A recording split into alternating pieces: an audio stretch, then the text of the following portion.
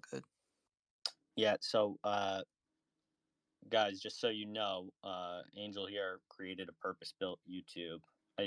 This is the second of the spaces that we've held, but it's kind of going to act as a repository and archive for everything going on. If you're not a member of the huddle, just to fill you in, no deal has been finalized yet.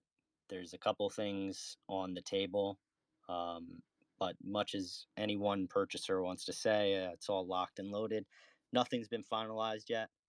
Um, these spaces are really just for kind of centralizing information, because it seemed like the past 3 days, if you tried to get some sleep for even 30 minutes, you missed something momentous with some big name coming into the Discord. And it's all really, really confusing if you're not literally living and reading that Discord 24/7. So Mintable is one of the more vocal perspective purchasers, vocal on Twitter, and he entered the Discord and purchased a penguin so he could come into the penguin holder only chat with us. He's been in there talking as Luca Netz was and his team. So, I started setting up these spaces just so it's a kind of public, open, transparent forum for them to basically pitch themselves. Because here's the thing you got to remember, guys. All these purchasers, what they're really purchasing is the IP, but the real value, at least in my opinion, of this project is the community. That's why I'm still around, is because of the community and the enthusiasm of the community. So it's in any potential purchaser's best interest to have the community on their side. So just be conscious of that with yesterday's space, this space, and any other spaces that might happen in the future. In many ways, we are getting pitched, right? They need our support to pull it off. So just keep that in mind, guys. And as soon as he joins, running up on 5 minutes late here,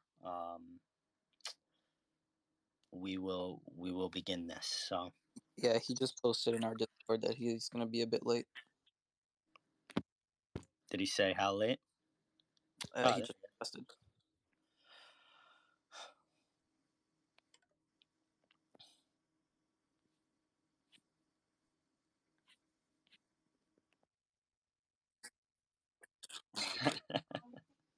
Hey, I'm sorry, bro.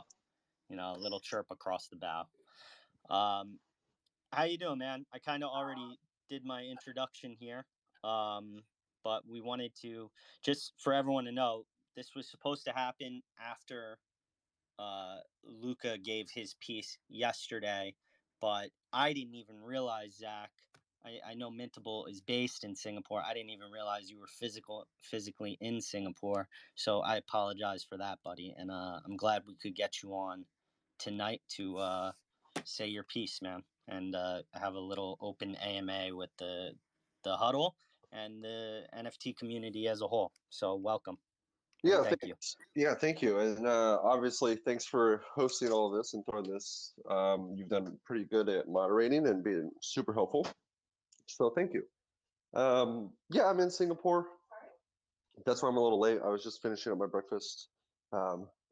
So yeah, look, I think that there's a ton of questions that everyone probably either has or wants to get to, and so I've already said my spiel many times, whether it's in Discord or whatnot. So I think a lot of people here already know what we want and what we're trying to achieve. I think a lot of you guys really like it, and as do I. That's why we want to spend all this money to do it. But if you guys have any pressing questions, we can kind of just dive right into questions, I guess. And then as questions, I'll obviously. Well, Zach, the thing and the purpose of these spaces is to kind of centralize the information, because if we got to hunt and be in a voice chat at 4 a.m. and reading all the text and stuff, it gets really confusing, and like the vibe and mood of the community as a whole almost seems to change, not by the hour, but almost by the minute. So would you outline your plan and vision for the project? going forward, just for maybe anyone who wasn't in that voice chat last night or the day before? Yeah. So Pudgy Penguins has a lot of IP that has the potential to be a global brand.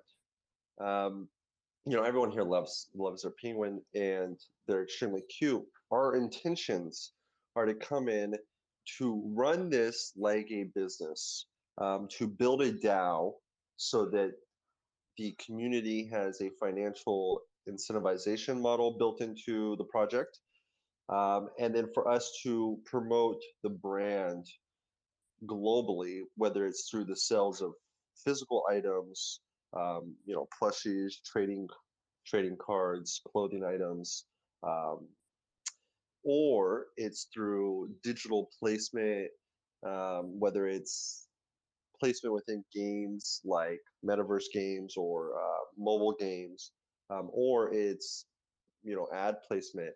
I was talking about yesterday how a sports team reached out about a mascot deal, and all of these things are great to say, but if someone doesn't have the proper background or team, well, it's just like, any college guy can say that they want to make the next, Prada brand. It doesn't mean that they're going to be able to. Um, so why are we able to do that, and why is our offer a legitimate offer? Well, for one, we're not new to crypto and blockchain. And when I say we're not new, I'm not going to say, oh, we got in last year. I'm going to say, no, I got in almost 9 years ago now, 2012, right? 2013. I've been full time in crypto since 2015. Our team for Mintable is 37 people strong. Probably will be 100 by the end of the year. These people are also experienced in crypto. These people are experienced in NFTs. And these people are experienced in a lot of other things, whether it's running a retail business, whether it's being a CFO of a publicly traded company, whether it's marketing for a global brand. Our team is highly experienced. So then you move into kind of our connections in the space. Operating a crypto company in the blockchain space for multiple years means that we have a ton of connections between our investors who, and I'm not going to go through all of our investors, but I'll just name like a few of them. And you can Google. Actually, you probably should just Google Mintable investors or Zach Burke's Mintable. But essentially, we've got people, we've got celebrities, Mark Cuban, Ashton Kutcher. We have billionaires, the founder, the CEO of Salesforce, XRP, Ripple, C-level executives from Amazon, Snapchat, Shutterstock, um, Expedia. We have family offices, we have VC funds, we have angel investors. There's a lot of really connected people that we have. To give you an example, Bored Ape is managed by Guy Oseary. Guy Oseary is the guy who manages Madonna, Red Hot Chili Peppers. He manages Bored Apes now. He bought the rights to him earlier this year. He's one of our investors. So, um, yeah, I think from the background standpoint of what we want to do, it's definitely achievable. You can Google us and you're not going to see any negative stuff. We're not scammers. We have a very good reputation in the space. We're not selling trading courses, okay? Um, Two, we have the connections, the ability to execute. We've proven that. We run, a very successful business. Um, and then three, what we've said is not absurd, right? We're not saying we're going to put a Pudgy on the moon, because that's cool and all, but that's just marketing.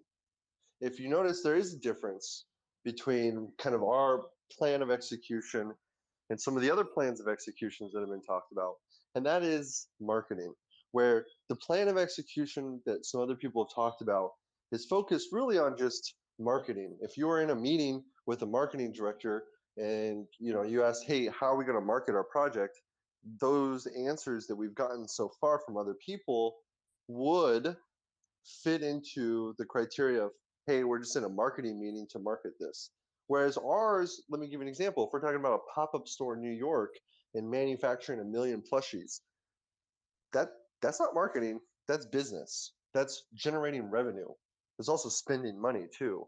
Um, it's our plan is expensive, but our plan also generates revenue, and that's the goal here. That's why Mintable as a business is incentivized to buy this for millions of dollars, is because we are going to actually build this into a revenue generating brand. One, that gives us our money back. Two, gives money to the community. And three, builds a global brand. So I guess that's a little bit of what we're trying to do. Thanks for that, man. Brighty, you want to hit him with the first question? Guys, y'all can raise your hands. Open forum. We'll invite you up to ask anything you want. Actually, first of all, a comment, because like what I really like today is that you went a lot into like the building part and like what you're having planned, and like actually like talking way more about like building than about marketing, which is like one thing I value. Like I think like the guys yesterday, they have like pretty strong marketing background and they're probably really good at it. But I think like Mintable definitely has the edge when it comes to the building part. I wanted to ask like what are like the things you went through since you got into crypto in like 2012. You mentioned like 9 years ago. What were like the projects you did before Mintable? And like how would they like benefit like what you could do for the Pudgies?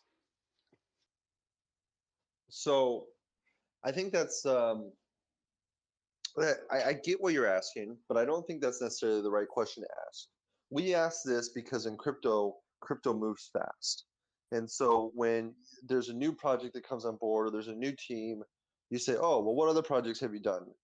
And most often than not, that's actually negative, that there's other projects in a short time frame that they've gone, and bounced from because they haven't been That's successful. true. So Mintable, I started in 2018.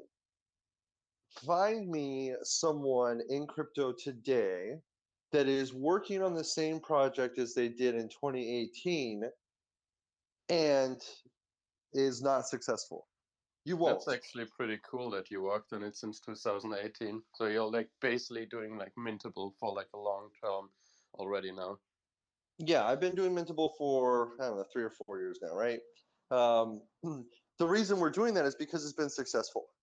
If you launch a shitcoin and it's a pump and dump scheme and it's all vaporware, you launch it in 2017 and 2018, you're not going to be running it by 2020, right? It's basically done. And everyone has seen this. If you've been in the crypto space, this is pretty normal, right? Where projects just die. So in terms of what I've been doing, well, I've been doing something that is still alive and still running and is better than ever. So then if you go back even beyond that, well, then we start running to things that I'm not running, but I'm working as an employee. The one right before Mintable, I was CTO of a food traceability supply chain system, using IoT devices to track strawberries and different fruit items from farm to table and NFTs. So we were building out this whole system, and ultimately it didn't. It was very early, and it was too early for the NFT space at the time. But and then before that, I was just doing kind of contract work. This was again pretty early. This was 2017, 2016-ish.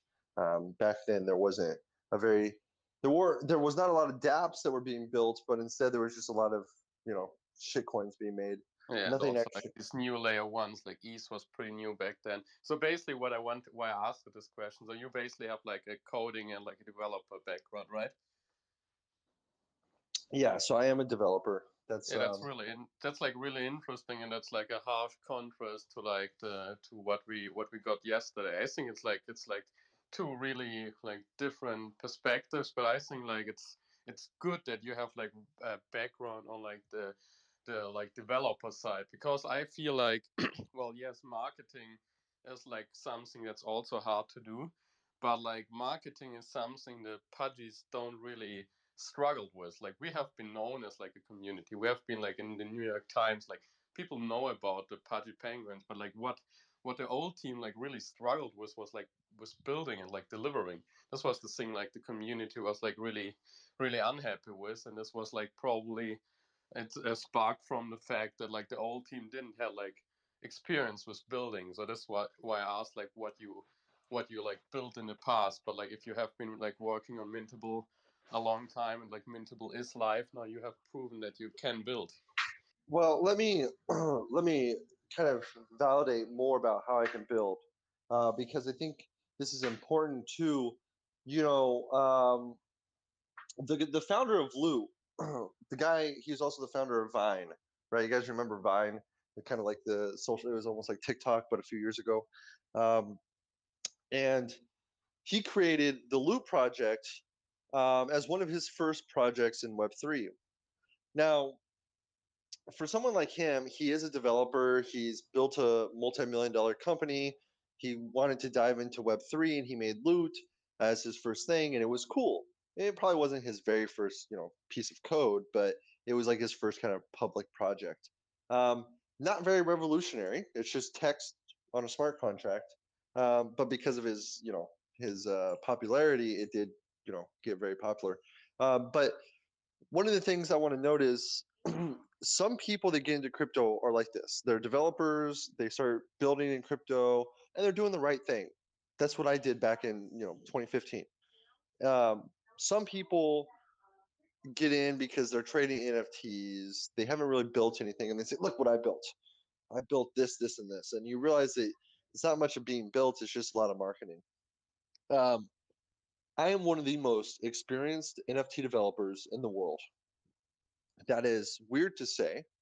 It sounds really weird to say you're one of the best in the world of something, but it's true. I've been an NFT developer since before ERC 721 existed. Um, in 2017 was when I first started dabbling with writing NFT contracts, and it wasn't really an ERC contract. It wasn't an ERC 721 contract. It was something similar, but I was tracking sapphires, and this was based off of what I saw with CryptoPunks, and then later CryptoKitties. But anyways, so from that point of 2017, I created the very first batch minting smart contract for NFTs so that you can create multiple NFTs in a single transaction. This was again before ERC 1155, by the way. I created the first platform to to transfer your NFTs and to create NFTs, so to manage your NFTs before my crypto and my ether wallet even split apart, before my ether wallet supported NFTs, before MetaMask supported NFTs. Mintable back in 2018 was the first website to transfer NFTs on the internet. Um, and this was, of course, shortly, like 2 months after OpenSea came out, right?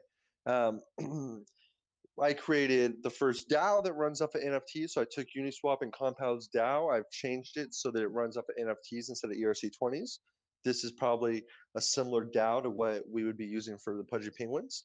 I created gasless minting. But the way I created gasless minting, which is important, was I worked with the Ethereum Foundation. So the Ethereum Foundation came to me. They said, "Zach, we want to give you some money to optimize the 721 contract for gas usage, to create a new standard for royalties for NFTs, and to create a new way to make NFTs in bulk." So I made all three of those for the Ethereum Foundation. I created ERC 2981, which is the royalty standard, the official, mind you, royalty standard for NFTs. I created something called Printable Series, which is kind of like a vending machine for NFTs. And then that ultimately, I was optimizing batch minting for the Ethereum Foundation, which I went from 40 being the limit to 2,000. So you can make 2,000 NFTs in a single transaction that are ERC 721 compliant. Anyways, those optimizations led me into gasless minting, which is revolutionary. It's a whole new way to mint NFTs on Ethereum without needing any gas at all. No transaction is needed. It uses math. There's no trade-off. There's no downside. It's hard to grasp at first. You think, oh, it's centralized, or oh, it's not real. No, I'm sorry. There's no downside to it. It's actually really, really cool and really powerful. So it's awesome. And that'll probably become a standard as time goes on down the road. But this is my background from a development standpoint and within the space. So Okay, thanks a lot actually.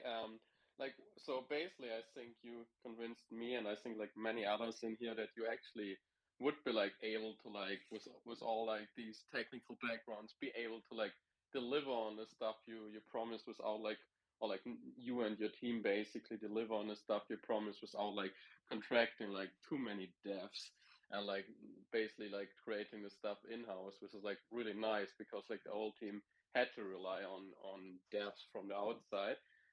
One really last question from my side, just as a follow up, and then I will like pass on to other people, and stop rambling. You are you aware of like the current like contractual agreement with the old devs that are basically getting like a large chunk of the royalties? Like like from what I get, you probably wouldn't need like an external dev team anymore. Are you like confident that you can like just like buy them out of the contract, or like would you like still want to have them around, or like what way would you like approach this issue, I guess? so this is a complex situation. First off, I have not seen the actual contract, but we have talked about it in our initial discussion. It came up. Um, I'm not concerned. Look, I'll put it to you this way: if there was no way to get out of that contract, we would not buy the company. It's Yeah, I it's agree. point blank. No person's going to buy a company where 50% of it is given to another company contractually and you can't get out of, right? So this was something I tried to clarify right off the bat when we had our discussion about this. Basically, was again, because I can't see the actual contract, and we would see the contract, mind you, if we were moving forward. This is some of the due diligence we would do. Um, we have many different strategies. I'll give you an example. A contract is great for this company that runs Pudgy Penguins now, but if Mintable were to acquire that company, there's nothing stopping us from shutting down the doors of 303 Labs, creating a new entity that has the rights to use the IP, which is not bound by any existing contracts, and then run the IP and the brand out of this new company. Now, this is something we would probably do anyways, because we need to change the jurisdiction outside of Florida. Currently, the company is registered in Florida. We need to change the jurisdiction out of Florida to something a little bit more friendly for crypto companies. If we want to launch a DAO that handles royalties and payments, or if we want to launch a token, we definitely cannot do that if the company is, headquartered in Florida. I So, really like the so last part. It's like really clever because this has been like a main issue of like the location of the company, basically like complicated a lot of stuff like way too much. Thanks a lot for that. yeah, no worries. Good questions. You guys got to remember, look, this isn't our first rodeo. Um, we're very well connected here in Singapore. I know in America, because I'm a stupid American, right? So I know that in America, there's a lot of people don't recognize kind of what Singapore, how good it is. Um, Singapore is the blockchain capital of Asia. There's two blockchain capitals in the world right now. There's Switzerland and there's Singapore. That's it. I hate to break it to people in America. America sucks. There's nowhere in America that's good for crypto. It's Singapore and it's Switzerland, and then maybe some other places, but they're not as popular as the other two. So one of the things is being here in Singapore, we rub shoulders with people that are in the crypto space who know what they're doing. We know what we're doing because we operate in the crypto space. Um, I was having dinner with the CFO of Binance a few nights, maybe a few weeks ago before Christmas, um, and he's he likes he likes smoked Americans. We go to this American smokehouse, um, but we're sitting there. We'll go often and we'll talk about all sorts of stuff, whether it's about Binance, whether it's about Mintable, whether it's about the crypto space or regulatory concerns, or whether it's about Zed Run and we're talking about gambling with horses. Um, these are people that we brush up against and talk with um, because of the location and the industry that we're in. It's something that just happens. And so we have this benefit of we know what we're doing. This isn't our first rodeo. We have lawyers that know what they're doing. We have companies that we can rely on for advice. We have our network that we can rely on. So you're not, this is a very vastly different experience that the Pudgy Penguin community is going to experience, where they're not going to go from inexperienced to inexperienced. They're going to go from someone who had no idea what they were doing, which is the previous team, to some people that actually know really well what they're doing. And you're going to see very, I don't want to say quick results, but you're going to see shit happen quickly. You're going to be like, wow, shit just really got turned around. And that's because that's what happens when you bring, people that know what they're doing with expertise to the table, and they are incentivized, and that's what we're trying to do. So I think a lot of people will see it's going to be a very different kind of vibe, not in terms of the community aspect, but in terms of how much shit is actually getting done. The reason that nothing's happened from the current team side of things is because of a lack of a development team. It's very hard to do something if, at least in terms of technically, if you don't have a development team, you have to contract it out, um, especially with the terms of this kind of contractual agreement. It's not in favor of getting shit done. So yeah, I'll stop rambling. I'll stop rambling and let the next question come up. Next. Hey, Huddle, Gian. So, GM, man. my question is, does Mintable understand the value of the fishing rods? Or should I call them rods? And how powerful memes can be in this NFT crypto space, and how we have to do something with them. You kind of broke up. I don't know if actually agents did he break up for you as well? Can you kind of He paraphrase what he was did. saying? The question It is, did. does Mintable understand the power of the ROGs and memes in this space? And yeah, pretty much. I Yeah. don't know. I mean, Look, it guys. was a semi-serious question. The ROGs are kind of a joke. I'm sure everybody's aware, but there is No, a deeper question underneath. Like, does Mintable understand the power of memes, or when you guys come in, is it going to be more of a corporate sooty type yeah. structure? Look. Okay, first off, one thing I gotta say is, I think someone here, like after the first day I came in, when you guys were calling me a bro, you were saying like, I'm good with the Mintable Bros or whatever you guys called me. That's kind of how we are. Like, I'm from California. I'm a very relaxed guy. We are the exact opposite of corporate. Okay, I know I talk um, professional because I know what we're going to do, and if you know what you're going to do, it sounds legitimate regardless, because you know what you're talking about. But um, we also, you got to understand, guys. I'm a total nerd.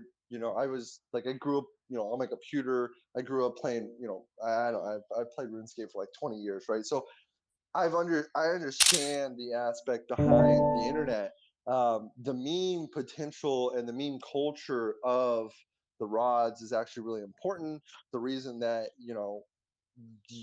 we have ROG, the reason we have the ROG DAO, the reason that we have the whole fishing rods from eggs, dude, kind of joke. These are all things that are important for the community. These are also things that are important from a marketing aspect. If you try to build a community and you try to mimic those things unnaturally, everyone knows, right? Like if McDonald's tries to come out with some kind of meme about itself, no one really actually uses it, right? It's only when it comes from the community. So these are things really that are really important, and these are things you need to foster, and these are things that naturally come from the community itself and not from the leadership.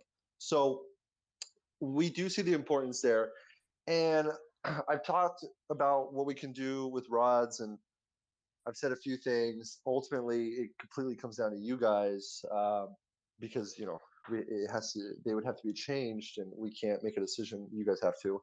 But with whatever changes we make, um, they either need to be so good that the meme just kind of dies and we got something better going on, or we maintain that meme aspect. So say we continue using the fishing rods as an example, we don't change those, but the fishing rods are now, you know, like actual magic wands used in a video game to cast spells or something. I don't know. I don't know what we would do with the fishing rods. We need to talk about this and vote on this. There's a lot of ways we can go because the metadata is not frozen. So we can literally, it's a clean slate. We can do whatever we want. So there's a lot of ideas, but it ultimately comes down to the community. Cyborg. Yeah, hey, first, thank you so much, Actual Agent and Angel, for hosting this. It's really, really insightful. And yeah, hi, Zach. I have a couple of questions. First, I would love to know if you were to acquire the Pudgy penguins, would they only be tradable on Mintable, or can they still be traded on like OpenSea and Binance and potentially Coinbase? Yeah, so no, we would not do that at all. That would kill the project. Why, that's Yeah. not in our best interest to do that. Of course not. No. So Okay. one of the That things with being associated under Mintable, Mintable is a marketplace, but Mintable is more than a marketplace. Publicly, you guys don't see it, and at least not now, but maybe more of this year, you guys will see it. But Mintable's got multiple different things that it does. It's got an investment fund. It's got a B2B business for enterprise customers. So Pudgy Penguins would just fall under. You think of Mintable almost as Binance or Berkshire Hathaway of crypto, where we have multiple different things, right? We have an exchange, we have a peer-to-peer system, we have an educational platform. This is Binance, but this is the goal of Mintable. So we're not going to restrict anything. You can trade it on OpenSea, trade it on Mintable. You cannot trade it on Binance because Binance doesn't use Ethereum. As far as I'm aware, I don't know. I haven't looked at oh, Binance's NFT protocol. it's already tradable on Binance. No Like one way. of Pudgy our Penguins are on yes, Binance? yes, because one of our whales, 9x, he got us in, so it's already Oh, tradable on I, Binance. Yes. I have not. To be honest, I haven't looked at Binance's NFT marketplace in a long time. Um, hasn't it hasn't been Yeah, doing the best. it's not in the foreground. Yes, but Yeah. As for so, Coinbase most yeah. definitely, we would definitely be pushing to get it on Coinbase as well. I don't Oh, think I there's think much we Coinbase is right pushing to have the because Pudgies. I think you don't need to do further pushing with Coinbase, I think. yeah, that's what I was just saying is I don't think we would have to do it, but we would still obviously push for it if we needed to. Of course, if maybe this deal changes some sort of concern that Coinbase might have, we would obviously want to step in and say, look, no, Pudgy Penguins are great. Let's get them on Coinbase. Let's make sure that we can get this happening. So this is Okay. essentially, this is our job. Is we're kind of brand ambassadors and responsible for the brand. So we're going to try everything we can to make sure that if if Kraken has their own NFT marketplace, we could get Pudgies on it, and if Coinbase has it, we get Pudgies on it. If every large marketplace, we want to get Pudgies to make sure that they have Okay, access to. super super cool. And then my next question, if you don't mind, I think you yesterday or the day before you were in our Discord and said, "Oh, if I don't get the deal, I dumped my penguin," and I think we all got very upset about it. Would you like to elaborate on it? Yeah. Are you So, passionate about penguins? well, look, I most definitely am passionate. I wouldn't be spending the time talking with the community, sitting in the Discord, answering guys' question, throwing out ideas, if I wasn't passionate. Now, what I said first off was before I knew about Luca, and I was saying that under the um, understanding that if we did not get the deal and the team continued to operate, would I keep my penguin? No, I wouldn't.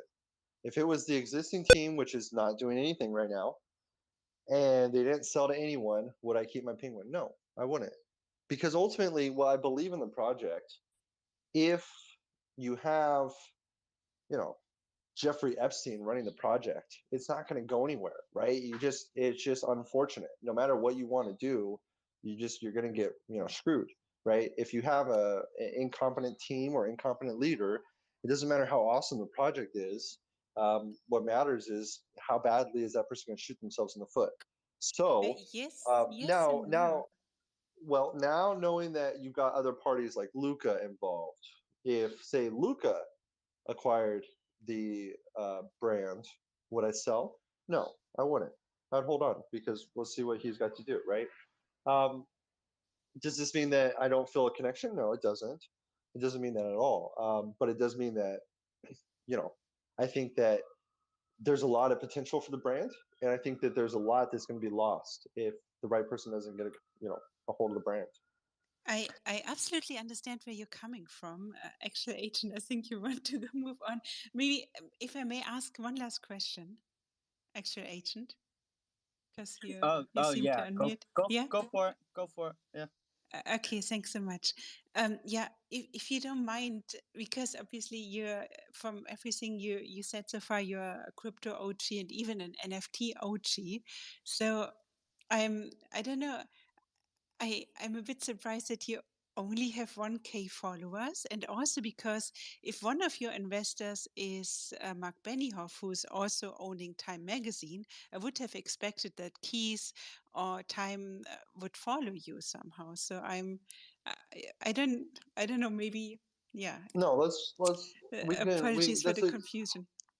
Yeah, that's a good thing to bring up. And look, I'll be honest with you, I'm not a social media guy. Go find my Facebook account, go find my Instagram account, go find my TikTok account. You won't, because I don't have one. I didn't have this Twitter account until, I don't know, 3 4 months ago. You can look at my profile. I'll tell you when I made it. And I only made it because my company advised me that I needed to make it in terms of marketing for ourselves, because I didn't have a social media following. This is because before crypto, I was in the military. And what I did at the military, I had a top secret security clearance. I went through rigorous background checks. And basically, since I joined the military right out of high school, so 18, from 18 till 21 or 22 or something, I was encouraged not to have any social media profiles. This is also at the height of, Facebook exposing military secrets for soldiers on base or something like that, right? So um, there was a lot of pressure for my field not to publicly have information online. This is why, if you go look, I'm actually very proud of this. There's no images of me before I got into crypto on the internet. Before I had to publicly come out and dox myself because I was running Mintable, there was never an image of me online. You can Google my name, you wouldn't find anything. I was a ghost, right? I didn't have a Facebook account, I didn't have a Twitter account. Now, obviously, I'm a public figure, and that world's gone. I still wish I could hide and be a ghost, but yeah, unfortunately Okay, not. very, very cool answers. And yeah, I do have some nerd friends that are in crypto since since I don't know 2011, and still also have like very little followers. So okay, fair enough. I get you. Hey, thanks for your questions, Cyborg. Cha, we'll get to you in a second, and then Big Bull. But for my own part, Zach, if you could just clarify the timeline a little bit. So your original offer was, I believe, 750 ETH. Correct me if I'm wrong there. The one you Yeah, posted on your Twitter. Yeah, yeah, that's and right. then last night, when GCR came into the Discord and was saying, we would give the team 750 ETH to just sit tight and wait for the right buyer, you indicated that you had actually lowered your offer. And I'm wondering what you lowered your offer to. What was the reasoning behind that, and whether or not you feel with that kind of talk going around that someone's willing to just pay essentially your offer for them not to go with anybody. Does it serve the best interests of your investors in acquiring the brand of lowering your offer in a multiple offer situation, especially when it seems like there's a race to get a deal? Yeah. Um, so you bring up a few different things here. Um, you ask, is it in favor of our investors? Is this what did we lower it to? Um, Let me again, because I said transparency is key here. So let me step back and kind of be transparent about everything that's happened so far. So we got on a call with the team. Speaking of which, is any of the team members here? I asked if they were able to join. They are buttoned up. I've had minor Okay. communication with them, and they're not doing anything right Well, now. so um, when you do deals like this, it's often very common to have multiple parties negotiating. That's fine. That's good. Yeah, like that's really good actually as a seller, because then you have people increase the price and fighting over you. So you want that. So these guys are in a position where they have multiple parties, me, Luca, other people, right, coming in, and they wanted to offer something.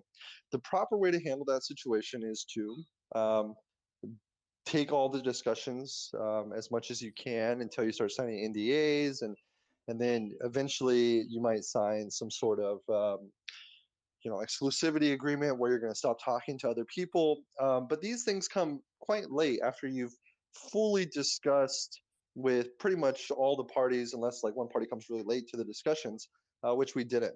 So we offer 750. We get on our first call. Mind you, it's only with two of the team members. One of the team members who's not on the call says, I don't know, maybe a few hours later, 6 hours later, something like that, that we're going to put everything on hold, right? Because they're talking with another party. Now, since that comment, we have gotten no response from the team. Now, if they sign some sort of exclusive agreement where they'll stop talking to other potential buyers, that would make sense from a legal standpoint why they would not talk to us. Would that make sense from a business standpoint? No. I hope to God they didn't sign something like that after like 2 days, because that's fucking stupid, to be honest. If you've got all these parties coming to you, it's just starting, you've got all these people throwing money at you, and then you sign a deal that says you can't talk to any of those people, you can only talk to like Luca. That's you shot yourself in the foot. That's pretty stupid. Just from the point of trying to sell whatever you're trying to sell, you want to talk to as many people as possible. So I hope they haven't done that. I don't think they have. It'd be a very quick turnaround time, right? Like Luca would have had to call his lawyers and said, "Hey, just give me up an exclusive agreement that's just a template, and let's just sign this, right?" And maybe they did. Let's hope not, though. I don't think they did. It's a bit unorthodox to do that, but this whole situation's unorthodox, so who knows? So, anyways, I told them, we didn't get a response. I said, "Look, guys, typically you probably wouldn't want to do this. You would probably want to talk to us, see if you can get us to increase our offer and outbid Luca, right? So that we can be fighting against each other to give you guys more money. That's how you would probably want to handle this situation, not shut out the possibility of getting more money." Still no response. And so finally I said, okay, well, I need some clarification on this. I said, look, if you guys don't get back to us, our offer is not going to be the same when you come back to us. If they come back, right? If they come back to us after a week of blowing us off and not responding and say, oh, the deal fell through with Luca, can we talk? Our offer is not going to be the same offer that was on the table originally. Unfortunately, this isn't how the real world works. We're coming to the table with experience, expertise, a business plan, and understanding, connections, money, reputation, and we get blown off. So obviously, none of that was a value to the person that blew us off. So why should why should we maintain that offer? We talked Well, to the so team. We talked to isn't the it team. kind of, Zach? Sorry, but isn't it kind of like moot point if the team's fully exiting? Like all they really care about is securing. I'm not saying this is what they care about, but if I was in their shoes, all I would care about was getting the most amount of money possible.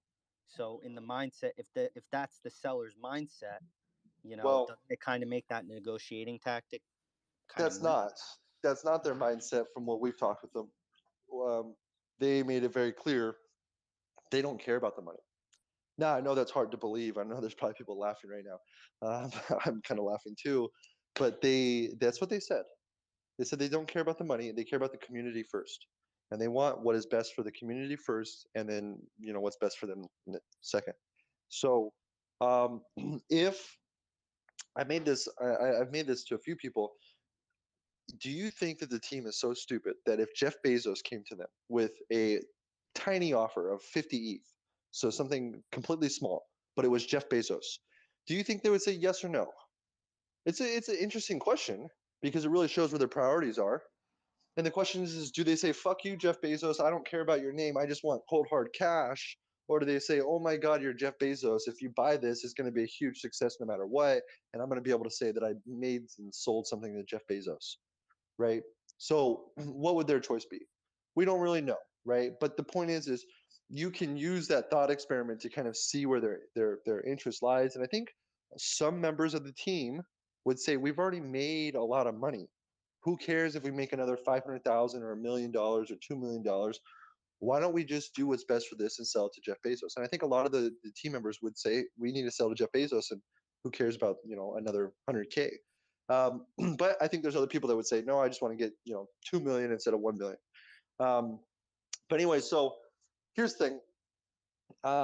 In the event, this is pretty standard negotiations of, if you have multiple parties, you can utilize that to your benefit as a seller to increase the price or get a more favorable deal. Since the lack of experience from the team has made it where instead of utilizing the fact you have two buyers, they've actually shot themselves in the foot by stopping the discussion with one buyer, but allowing the two buyers to communicate. Now Luca and I have communicated, right? So you guys were able to have a talk about a potential collaboration? We've chatted, yeah, not too in depth. We haven't talked about any kind of potential collaboration yet. But the point is there's nothing stopping from me and Luca jumping on a phone call and saying, hey dude, let's drop our offer to 100 ETH. And if we both drop our offer to 100 ETH, what's the team going to do? You know what I mean? So this is an example of how they fucked themselves in terms of negotiations. So they should have gone the other way, right? We should have made it where Luca offers 1,000 ETH and we offer 1,500, right? Instead of going down. Because the way that this negotiation has been handled, if the deal falls through with Luca, which it very well could, since it's very rushed, there's multiple parties from what I'm understanding. I think he said there's like 25 people involved. You're trying to sign a term sheet that includes 25 parties. It's a pain in the ass. So there's a good possibility that the deal does fall through. Maybe Luca gets bored and decides that this is just not the marketing play that he wanted to go for. And so whatever reason the deal falls apart, they're going to come back to us. And they're going to say, look, you guys were the only legitimate offer. Not only were you the only legitimate offer, but you have all these actual plans and logical steps to take to build the brand. We want to go with you because it's the best for our community. And we say, okay. But here's the thing. You guys have already made a lot of money. A lot of people here think, why should we give them more money? Well, we have to, because they built something. And when you build something and they're selling something to us, we have to buy it, right? Now, do we have to give them 3 million instead of 1 million? Do we have to give them 2 million instead of 1 million? Who knows? This is for the negotiations. I will be frank with you guys and tell you that one of the things that we want to do is we want to reduce the amount of money that goes to their pocket through the terms, and instead put some money into the DAO, because there needs to be operational costs to run the company. And for example, if we need to hire a staff to run the brand, and it would probably be a staff of 30 over the next 6 months, to be honest. So that's quite a lot of people. It's about $2 million a year, give or take. So there needs to be operating expenses. So we need to basically float some money first, or we need to figure out, where are we going to raise the money from? So most likely we'll float the money and we'll use that as negotiations to be able to say to the team, look, guys, we do need to pay for a lot of stuff here. If we want to hire 30 employees, that's $3 million, $3 million a year. We can give you $3 million, or we can give you $1 million and put $2 million to operate the DAO. And I think that this is something that makes a lot of sense, because this is something also I think they're talking with the other teams probably, which is to allocate a percentage of the money that goes directly into, maybe a marketing fund or a DAO fund. Definitely shouldn't just be into marketing, but whatever, it is what it is. Gotcha. We're going to more questions. Child, sorry, I've been waiting a while. I'm trying to get, guys, just so you know, I'm trying to get you up in the order that you come up on stage. So sorry if you gotta wait a second, but these aren't yes or no answers. Child, what's up, man? Hey, thanks, actually. So you just mentioned both my questions, but so hopefully it'll be quick. But two questions. So what staff would you bring to the team like immediately? And then how would you handle the staff that are already on board, like the server architects and Discord moderators? And then what specifically is your vision for a community DAO? And kind of elaborating on what you just said, just kind of, I'm not sure what you're aware of, but with the Luca deal, they said last night that the founders have agreed to give up all royalties from a date that's already in the past. So, it sounds like them receiving money is completely off the table, period. So just, throwing that out there for you. But yeah, I would love to hear your thoughts on kind of the hiring staff and then the community DAO stuff. Thanks. Yeah, hiring staff is one of the things that was keeping me up the other night. One of the issues is with hiring staff comes down to the decision's not made by me, right? I'm not the one who's going to say we're going to make plushies this month, or we're going to make a children's book next month, or whatever, right? This is the community. So because of that, because the DAO is dictated by the community, and the DAO is going to dictate what the company is going to do and spend money on and hiring, I think hiring is going to be a real pain in the ass. I think we're going to get to a point where we're going to say either A, we've hired someone, what can we use them for? Or B, we want to make a children's book, therefore we need to go hire someone to achieve that mission. And neither of those two scenarios are ideal. The first one's not ideal because we're not maximizing the employees' kind of ability to do stuff. And the second reason is just not quick. We have to wait for DAO approval to do all this stuff, and then we can start hiring, and hiring can take anywhere from a week to multiple months. So I can't tell you who we're going to hire first. I'm going to tell you that we need to hire someone to run the overall operations. We need to hire someone to manage the retail business, which would include manufacturing of items, tracking the sales of those items, and then getting those items placed in retail businesses. We need the other side, which is advertising. So we'll need to bring on some sort of advertising executive who's used to closing deals, probably for large ad agencies. Think of maybe a company that would facilitate the Super Bowl ad placements, because we want to get the IP licensed in as many ways as possible, where say Pillsbury licensed the IP to use a few Pudgies in a commercial, right? And they use that with their branding, or maybe there's some sort of actual agreement, and Pillsbury says, hey, we want to expand our brand into using, this particular Pudgy penguin, right? Who knows? But we need to have these discussions. In order to get those discussions, you got to have someone, kicking down doors and making phone calls. So that would be the advertising executive. So that's advertising, and that's manufacturing and retail. Of course, what I'm saying is we start with one person. Why you start with one person is because you hire someone who knows what the fuck they're doing. So you hire someone who has manufactured millions of plushies and sold them globally, or you hire someone who has worked with factories in China to manufacture a range of complicated things that are then being pushed out into grocery stores across the world, right? These kind of people, you bring them on, and then you say, okay, here's our goal, here's what we're going to do, here's how much money we've got, here's the timeline that we have. What do we need? And they say, oh, well, I need 5 people. I need 2 HR people. I need 1 guy to go man the factory in China. And I need this other guy to go on the stores, the grocery stores. And we hire those people for them. So I can't necessarily give you an exact list of people, but this is the idea. This is pretty much how you hire for a company: is you find your subject matter expert, and then obviously they're smarter than you, and so they'll kind of tell you, okay, well, we're missing this very critical position that we need to get.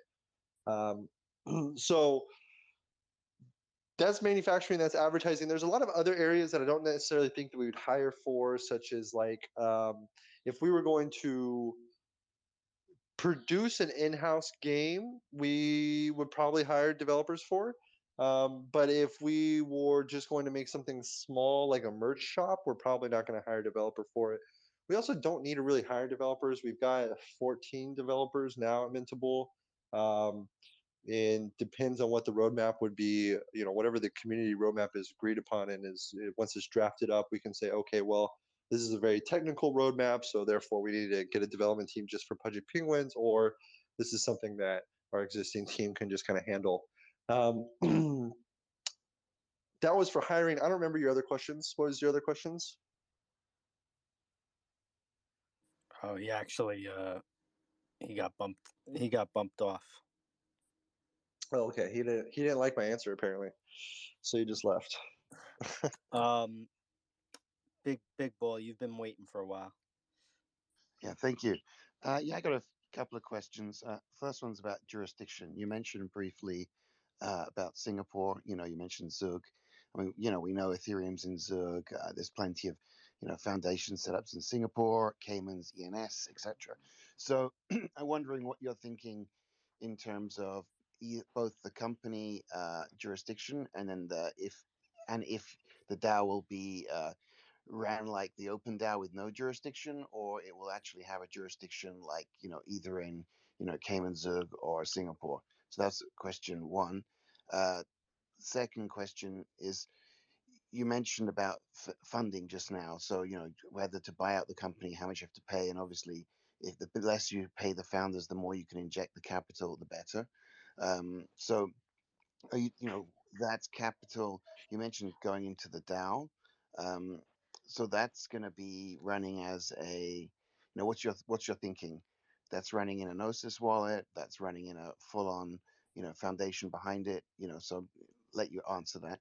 And then for the team, again, this is all related to kind of jurisdiction. You're in Singapore. I understand that you're not on Twitter, but you're on LinkedIn. So you're between, you say you're in LA, right? So LA and Singapore.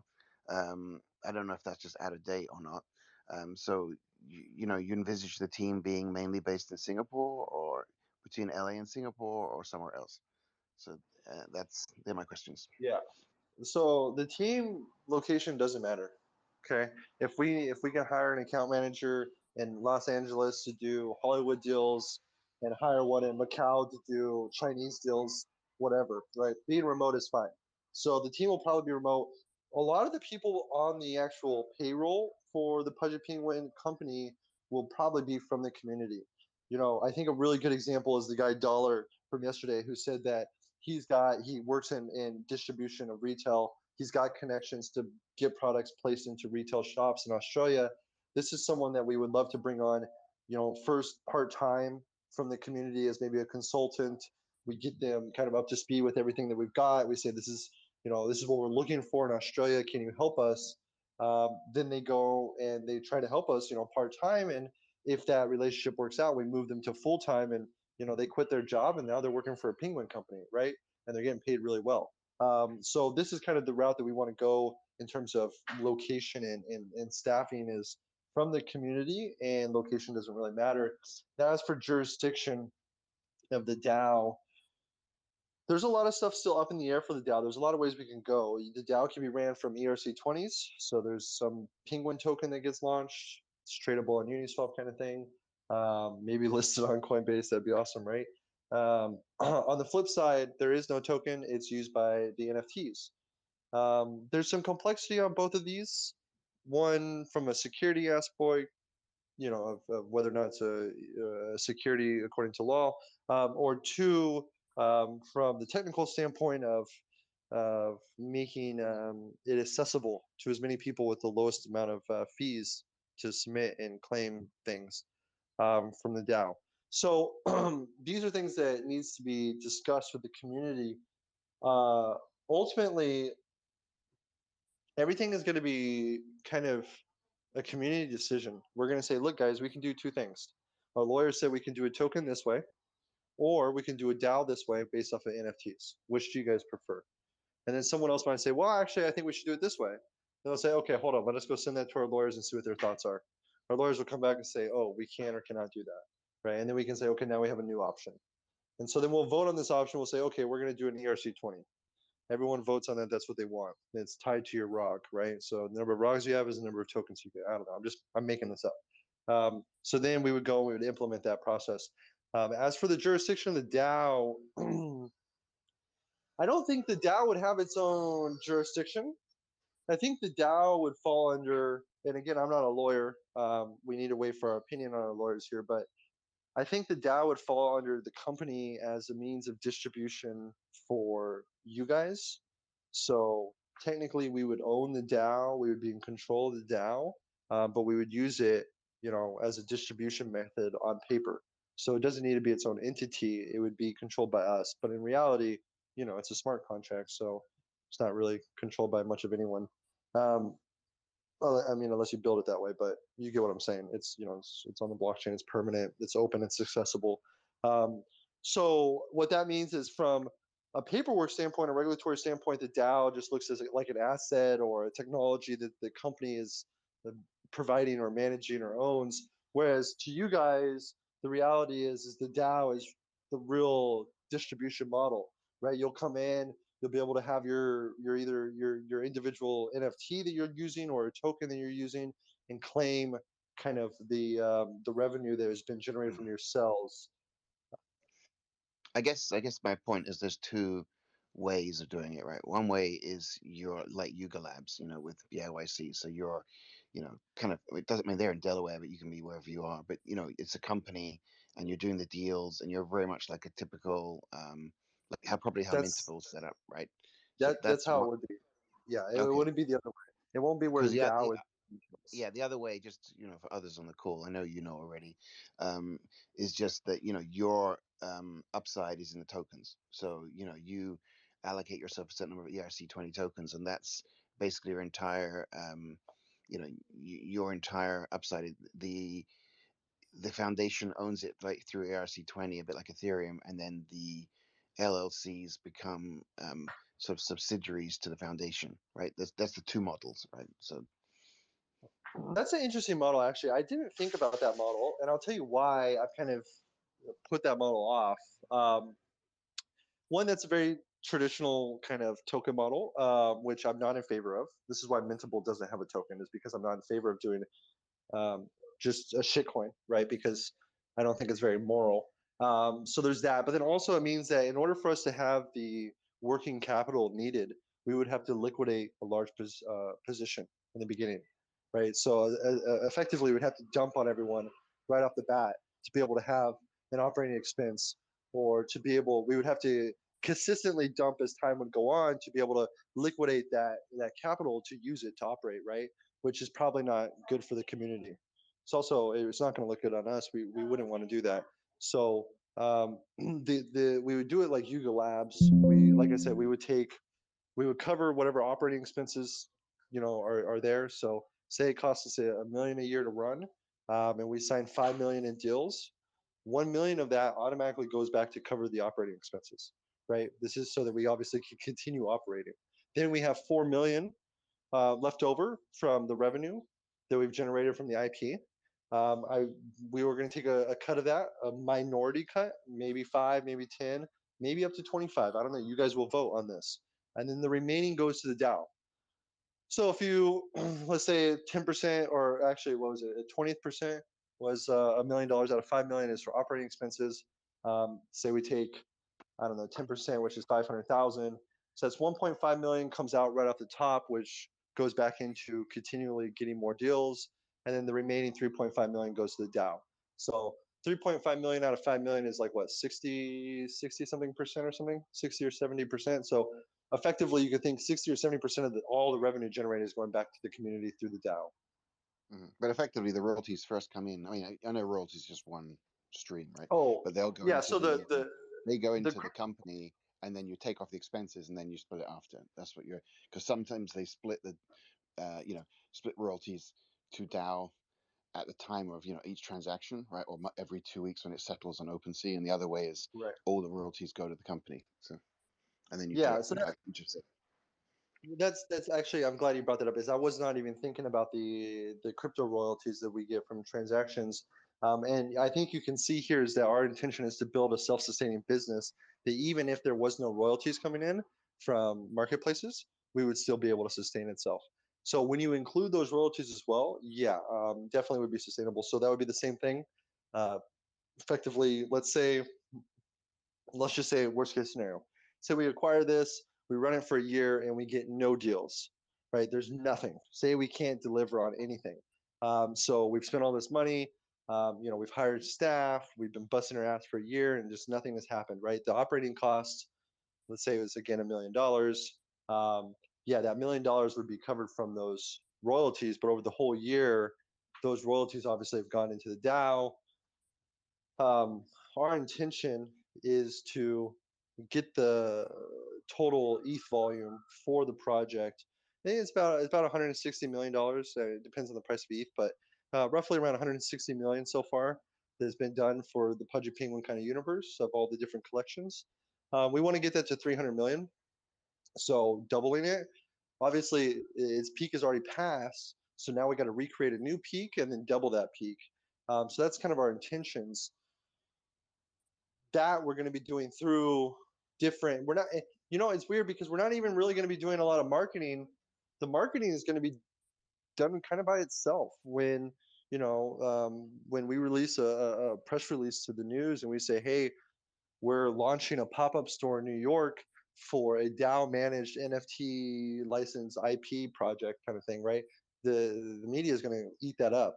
It's never been done before. It's interesting. There'll be a retail business kind of situation they could have photos of.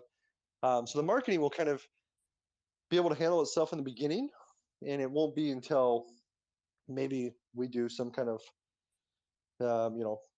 placement with, I don't know, the Australian Open or the Masters course or the Masters game, or the golf course. I don't know. I haven't even drank my coffee, guys. So hold on. I'm trying to drink my coffee between these questions. You're good, man. But you get what I'm saying, though. I'm basically saying is as we start doing these bigger deals, then the marketing start really, we start allocating a larger marketing budget to promote those deals. But in the beginning, won't be much of a marketing budget. Golden. I'm sorry, Big Bull, but Golden's been waiting. No, I a was while. just going to say thank you, and that was it. Yeah. Thanks for your questions, man. Do you think that the IP of Pudgy Penguins is worth more than $3 million? It's hard to say. It's hard to say. So why, if it's not worth more than $3 million, why would you put together an advertising team that would run you approximately, as you said, around the same amount? So if we have the IP, it is worth a lot more than $3 million. If the IP is maintained by the team existing now, it's pretty much worthless because it's not going to go anywhere, right? And what I mean is, I mean you buying the IP from the team. Do you think that your ownership of the IP would be worth more than $3 million? Oh, of course, that's why we're doing it. Do you think it's worth more than $10 million? Yeah, I think it's up to $1 billion. I think that. So let me just stop you there for a second. I'm trying to be respectful. If you think, I'm not holding you to exact numbers, but if you think that if it's could be $1 billion or conservatively 100 million or whatever, if my perspective is with all these competing bids, this is essentially a distressed asset sell for peanuts on the dollar, a 2.5 or 3 million. And I'm not just talking about Mintable's offer respectfully. I'm talking about Luca's offer. I'm talking about anything in that universe of 2.5 to $3 million, the ownership of the IP. Wouldn't it be in your interest to kind of put aside what, there was some, maybe it was the lack of experience from the leader, the founders being in their 20s that didn't know what to do under this very stressful time, or didn't know how to negotiate under this very stressful time. Wouldn't you want to come back and say, man, this is like hitting a gold mine. This is a potential blockbuster global brand. Let's pay these guys for their IP more than that. What if if you have this great plan, and I'm really trying to push you forward, if you're really committed, why don't you just pony up and say, hey, we recognize this is the IP, we want to run with it, you guys are entitled to this, let's get it done, and then just and move on and put aside the maybe the lack of experience of the current team in negotiations. They're in their 20s. I'm not I'm Well, not I'm not denying that they may have, as you said, ghosted you or anything, but I think that you're going to lose if you just keep to your 750 or keep it a reduced bid. I think this is a non-starter, and I don't have any inside information, and I don't have any favorites. But I'm being honest with you. If you had this is peanuts on the dollar. This is being equivalently treated as a distressed asset sell for a potential billion-dollar brand. so you're absolutely right, and I really like the fact that you said distressed asset sell, because that's actually what this is. And this is not something we've said or anyone else has actually said. You're the first person to say this, other than our team internally. Um, when you look at a distressed asset sell, there's a few things. One, why don't we offer them a lot more? Well, we don't have infinite money. We are a business as well. There's only so much money we can spend. If, say, your company has $1 million and you're going to spend $1 million on one thing, well, that's a dumb business move, right? Because you have no money left. So there's only so much money we can spend. Even though the brand has a huge potential, you also have to look at what you're acquiring from the distressed asset sell. If you're acquiring an entire manufacturing facility or an oil processing plant, and you've got billions of dollars in tangible assets, then you've got something on paper to show. For this, without going too much into detail of what I can and can't share, um, $3 million seems excessive. No, it Uh, seems like peanuts. Because it, well, I it get what you're seems saying. It does, it's and it's actually a misnomer when I said it's a distressed asset, because it's the optics actually are a distressed asset sell, but with the community this strong and with such influential and financially superior persons involved, in actuality it's not a distressed asset sell. So I'm not trying to, this is my same concern would be applicable to anyone bidding in that universe. My opinion to you, if you really want to be serious, and again, I have no personal opinion on here, but if you really want that IP so badly, and if you really want to run this, increase your offer substantially. If you think this is a billion-dollar brand, it has the optics of a distress sell. In actuality, with this kick-ass community and this IP, it isn't. you've got to understand that we have investors. We are a business. I have to justify this to our investors. I have to explain this to Mark Cuban, and I have to be able to tell Mark Cuban why this is a smart business move and why we're not going to be wasting money by doing this. So you And it's say, not just, Mark Cuban, we offered $2.5 million. We didn't get it, but we lost the potential for a billion-dollar brand. Is he going to like that? well, the one thing here is there is a potential, and there's also a potential for the next altcoin to replace Bitcoin. The potential exists. The feasibility of that is something that you have to look at it from a realistic standpoint. What we're doing with this has never been done before. Has anyone done a public M&A on Twitter? Maybe, I don't know, but that might be for something unrelated to crypto. But then how many people have acquired an NFT project after its heyday? I don't think anyone has done that either. How many people have created a DAO for physical items that are connected to NFTs and then given back to the holders of those NFTs? No one's done that before. There's a lot of uncertainty here. There's a lot of uncertainty with crypto, just overall. How do we know we're not going to enter a bear market and NFTs are going to collapse and all the interest is going to die for the year of 2022 until the next 2 years, right? There's a lot of uninterest, or there's a lot of unknowns that come into play here.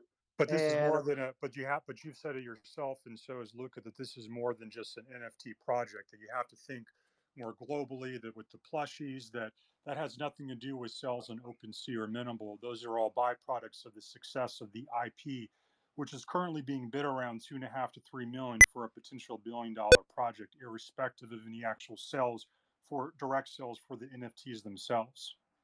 what if then we're going to get into a little business stuff here. What if we acquire the business?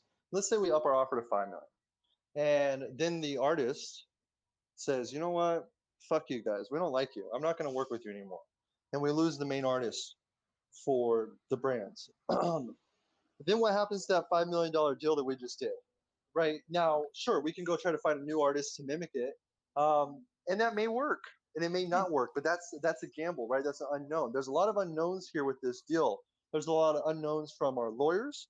There's a lot of unknowns from the community, as in how are we going to do this? Are we going to do an ERC20? Are we going to do DAO tied to the NFT directly?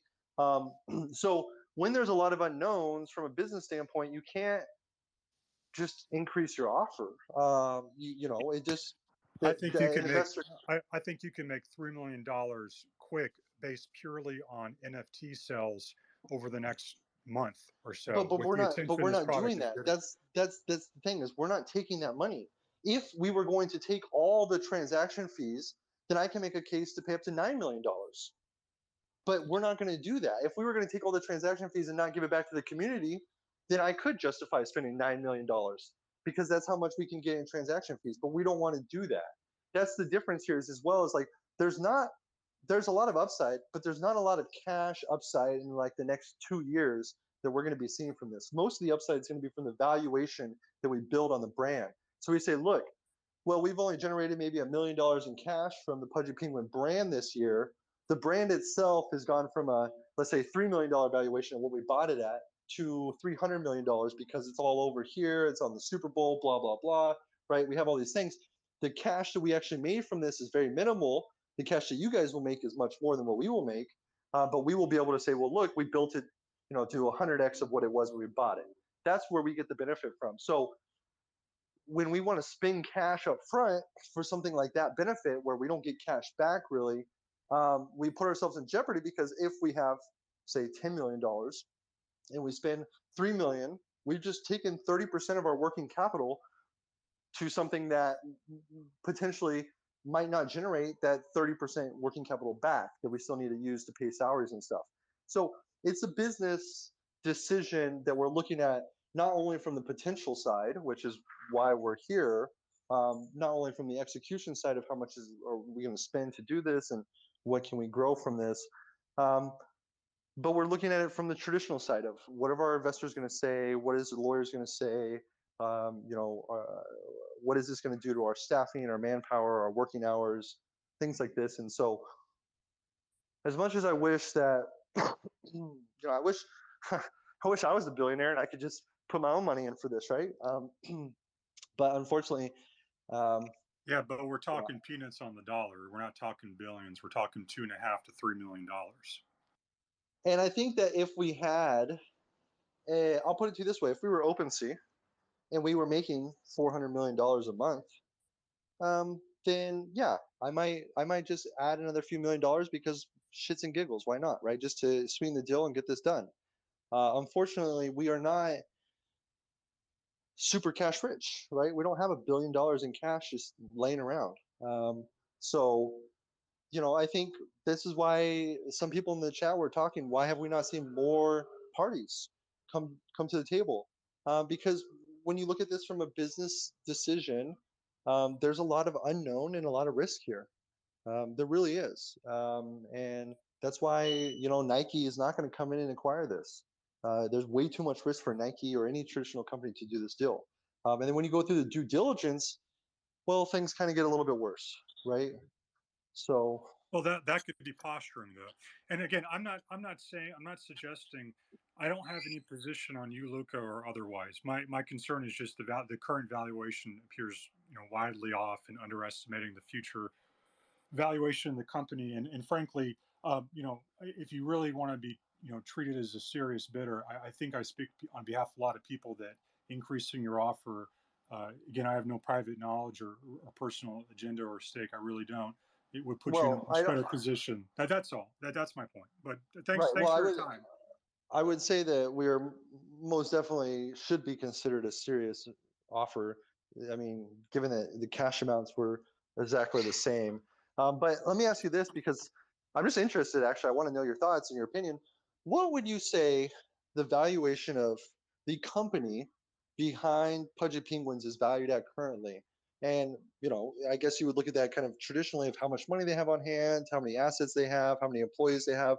From your outside looking in, what would you think the value of this Florida-based company is? I don't look at it like that. I look at it based upon the future perspective potential of the product, not just about future NFT sales, but about commercialization, cartoons, movies, etc. I mean, a lot of this space is all about speculation as to what the future valuation of a company is. That's what the stock market is. It's not about uh, profits per ratio anymore, profits to earnings. It's about what is the future worth of a Tesla or another company. I think you have to look at it from that perspective rather than there's 4 founders, they're in their 20s. This is a Florida LLC or S corp, and so on. I think of it from a different perspective. I look at it from the valuation of the IP. That's what matters. But that's my. I'm not speaking on behalf of anyone. That's just my personal opinion. But come on, what is the IP value? Let's be realistic. I mean, when you look at Tesla, if Tesla 7 or 8 years ago Musk quit, it wouldn't have that value. It had the value because Musk was there. Like he's a core aspect because people are believing that he will deliver that future. And so, And you have to ask yourself, what is the value that we have right now with the team right now? Because that's what we're buying. We're buying as is. We're buying a used car. What is the value of the car in the condition that it's been treated for the last 6 months? So when you look at the assets, you look at everything on paper, yes, the reason that we would do the deal is because the potential of the brand. But when you look at what we're actually acquiring today, I think that and the potential are very different, and it's based off of, Elon. It's based off of, do they have Elon to run this and make this successful? But if you look back under a traditional business model of profits, from the minting of Pudgy Penguins to date, it's actually generated over $4 million, which is actually in excess of the 2.5 to 3 million offers, both by your team, Luca, and other ones. So even if you're looking less on an actual speculative, what's it worth in the future, but what is it? This is right. You're right. That I'm glad you bring this up. It's actually more than $4 million that they've generated over the lifespan of the project. But what if they generated, let's say, 10 million, and they were $2 million in debt? Would it matter if they generated 10 million if they're 2 million in debt, and to acquire them we would have to pay out? They're not, by the way. I'm making this up. They're not. But this is how you would look at a traditional acquisition. You look at the assets the company has, and so what I'm saying is, when you look at it from that standpoint, $3 million is quite a lot. also, who has the IP rights exactly? Like, how much of the rights are yours versus the actual owner of the Pudgy Penguin? And then you mentioned about giving back, putting into the DAO, right? So, I mean, what's the split? So, if the secondary fees, you're going to split it, or you're going to be giving a percentage of the profit back, you need to factor that in too, right? I mean, when you're looking at this golden, I think you need to look at all these aspects. I mean, I have a friend, he's a chairman of a listed company, and he had COVID a year and a half ago. Like, it was kept quiet, right? Because it would basically crash the share price as an early startup that just listed if people found out, and this was pre-vaccines, right? So the team running it makes a complete difference. I mean, it's the whole point is whoever takes it over, whether it's this gentleman or someone else, it's the value that they add on top, right? I mean, other they're taking a risk of what it could do. I mean, I don't actually have penguins now. I'm looking at buying, by the way, and depending on what happens, will we choose whether to buy or not? And there's a lot of people who are thinking like how I think, right? And I won't buy with the current team.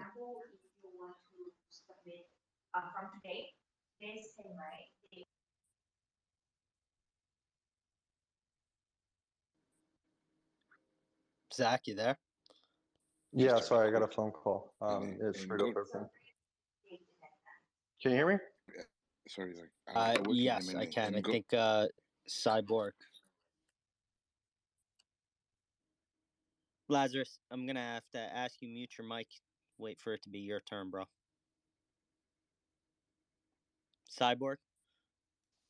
Yeah, gosh, I mean, it's such an interesting discussion with regards to the valuation, and I agree with Golden, obviously. In any case, I would not lower the offer. I do have a master's degree in game theory, and I think lowering the offer is counterproductive in any way, shape, or form. But now coming to my question, the whole community is asking or would like to know, would people get hired out of the or from the community? And also related to this, I think like the people that already got hired are quite underpaid, to say it diplomatically. So what would be your answer to this?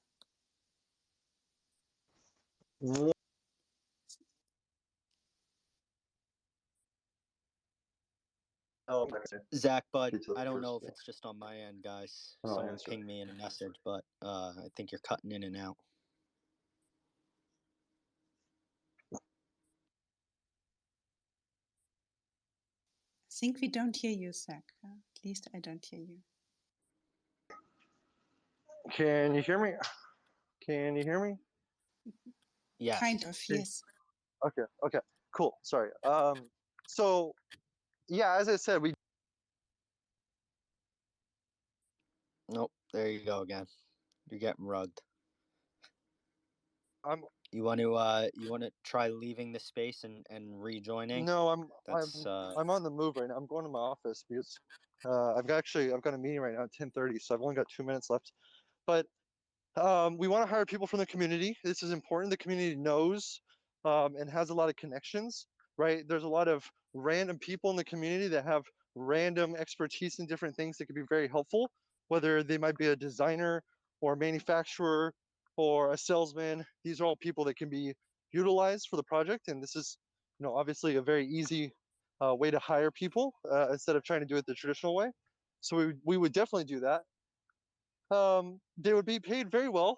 I mean, okay, not very, very well. Like they're not going to get Wall Street salaries, but it's not going to be minimum wage. That's for sure, right? It's going to be a decent, sweet job. That's kind of what we do for all our employees here. And look, what we're talking about here about lowering the price is good because it shows that you guys want us to increase the price because you want us to get the deal, and I agree. Yeah, I don't think it matters if we increase the price or not. They're not even talking to us. This is one of the biggest things is, if the community feels that we are able to execute better, or if the community, well, I mean, of course you guys just want them to entertain our discussions because we don't know what's going to happen. So they at least entertain it, but they're not. And so that's, kind of an important aspect. If there's some way we can let them know, like, guys, unless you've sign something legally binding, then we should continue these discussions. I would think it's the whole package. And for instance, if you were to increase the offer or at least keep it at the level, you could still allocate some portion to the community or whatnot. And I would think from what you said, I think for the founders it might be the most important, like the whole package, and then or most specifically that the community is looked after. So I think maybe you have to improve your. I don't know the details of your proposal, but maybe you have to improve some metrics there. Yeah, I mean, look, I would love to jump on a call with them and discuss and hear their thoughts and get their desires. But we're not able to get that far, right? So until we can get on a call and they can say, look, we want X, Y, and Z from you, then if they don't communicate what they want, we can't give them what they want. So I think this is important. Look, obviously, we have good intentions. Obviously, we're thinking about the community. Obviously, we're very serious. So, um, as long as there's nothing legally binding that says they can't talk to us, and we should be in discussions. So, yeah, if Yeah, definitely agree, and I also definitely agree they should keep the dialogue with all parties. yeah, yeah. Well, guys, look, I've got to go. Starting now. I have like 4 hours of meetings for Mintable. So I need to run. Thank you for grilling me with these questions, guys. It's always good. I like it that we've got very serious conversations and discussions going on here about execution, right? Not about hype, not about bullshit, but we're talking about real world execution here and how we can get stuff done. And this is something I think you would see is very common with us. We're not going to come in here and talk metaphysical stuff. We're going to come in here and talk real world stuff. And we're going to say, look, this is how we're going to do this. Let's figure out how to do it this way or that way, and let's get things done. So anyways, I've got to run, guys. Thank you so much for the time today. I appreciate it. If you have any questions, just drop them in Discord, and I'll reply as I can. Thank you for joining us, Zach, and being so open. Hope you have a good day. Good luck with your meetings. Thank you, guys. You have a good one. Bye.